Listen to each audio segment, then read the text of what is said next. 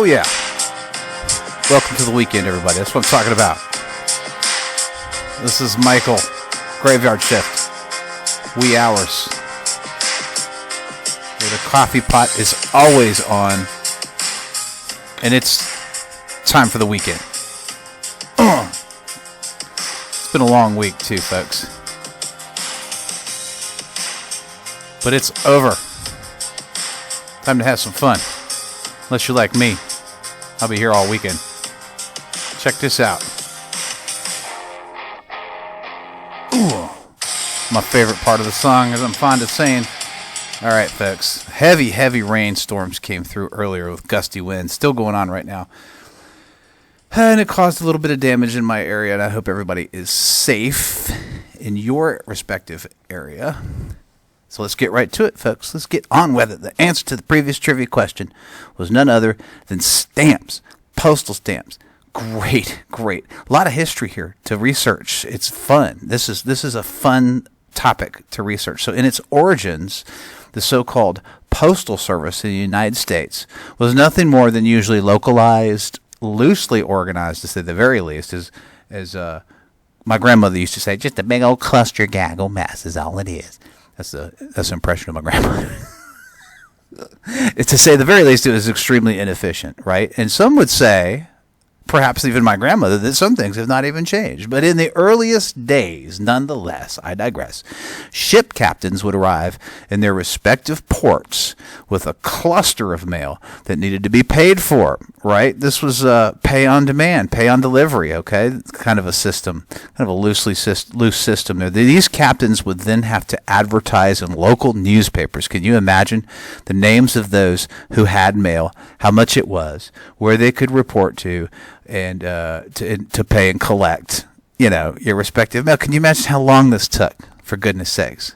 Again, some things have not changed. But anyways, often these locations were taverns, hotels, establishments, air quotes, establishments of this nature, if you catch my drift. This was a disaster. Remember, a cluster gaggle of a big old mess. If there were mail carriers, supposed mail carriers, they were usually private citizens, kind of searching for a business niche there, if you will, who themselves saw, again, a business opportunity and who would carry and sell prepaid letters. Not a bad idea, right, at the time. So any so-called post offices, quote unquote, again, were provisional or makeshift at best. Now, that whole thing I just explained was kind of pre-Civil War-ish era. Right? Okay, so this would eventually culminate in the establishment of a national and federal post office system.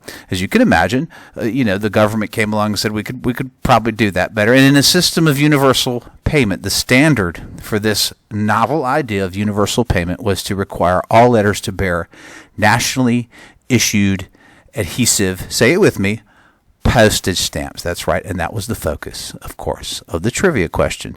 The use of stamps became mandatory in 1855 because, lo and behold, it caught on so well, and these were issued in denominations such as 5 and 10 cents, the two that were most popular at the time. Right, we got to this point. The issue and the use of adhesive postage stamps continued during the 19th century, and this is when images began to be printed on the face of the stamps that included like presidential busts, right? Very collectible now. For those of you who are into collecting stamps, and there are a bunch of people out there who take collecting stamps very, very seriously. This would later advance into what became known and is still known as commemorative stamp pictures. Often we hear on the news of commemorative stamps that are being released, right? Like Elvis Presley, for instance, or back in the early days, these included like images of expeditions, anniversaries, significant historical events, and the like, right?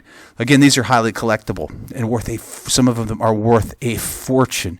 There's a stamp out there, I think, that isn't even in circulation. Only a few of them were printed, of an upside-down airplane. I don't know if you've ever heard of that. I don't know all of the details on it, but that is worth an absolute fortune. I think a collector somewhere up north probably owns the very few that are out there. So with the inevitable and ever-increasing price of stamps, someone somewhere eventually said, hey man, I think there's a better way of doing this.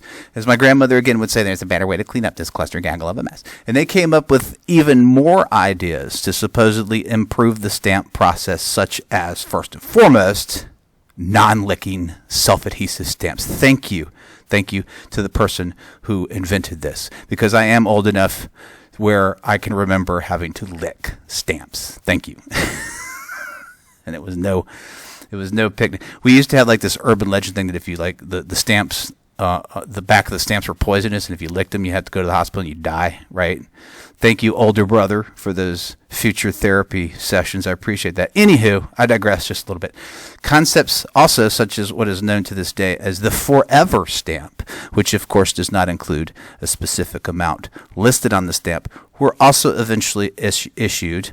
And this was so the government can simply continue to print batches over and over again and into the future. The concept there, of course, and a good concept at that, being that these stamps are still valid for the full rate, even if there is a rate increase. And I can guarantee you, every year there will be a rate increase. All right, let's check out some cool geek factoids about stamps, postage, the mail service system overall. In some areas of the country, post office clerks now use what's known as postal value indicators, and I have seen this. These are simply computer labels instead of stamps. These are just electronically barcoded type of postage indicators. Pretty cool stuff. We're making advancements. Stamps that indicate a specific denomination are still available. You can ask them. A lot of people don't know that. They just say, give me a book of stamps, and they give them a book of forever stamps, and they pay the price, and they're tired of waiting in line, and out the door they go. But if you want like a 5 or a 10-cent stamps, you can still ask for those, and they are available at various offices across the country until, of course, they phase out, right? So you have to kind of pick and choose and find a place that still sells them. If you're a collector, which a lot of people are. Not phasing out anytime soon, I can guarantee you that, as I mentioned and referenced before, is the price of the stamp, which keeps going up. Now, there's a lot of controversy surrounded this, and that brings me to my next point, my next geek factoid, what might possibly phase out in our lifetime before you and I die, is the U.S. Postal Service altogether, as there is a growing push to privatize this industry and this business. And as I have researched this before, being a mail clerk for the many years that I have been a mail clerk, which is my daytime job, and as research still indicates, what's kind of breaking the Postal Service for the federal government nowadays is the fact that they're having trouble funding those people, the retirement system for that federal organization. So that's a serious issue, and we might be looking at privatizing it sometime soon, but keep collecting those stamps. Okay, folks, hopefully it'll dry out here before too long. Hopefully it'll be on my shift before I get off in the morning. I can have a nice, dry, safe trip home. We shall see. But nonetheless, let's get the weekend started with a brand new trivia question. Check this out. This is a great trivia question. You'd be surprised how many people do not know this. On March 4th, on this day, in 1966, setting off a global controversy and a scandal that resulted in the burning of their records. And after Beatlemania had erupted just 2 years before, the one and only John Lennon of the Beatles was quoted as saying that the band was bigger than this person. Who is this person? Good luck, folks. Stay safe out there, folks. Thanks for all you do. Love you guys. I'm here all weekend, folks, and then some. So hit me up. Keep the coffee coming.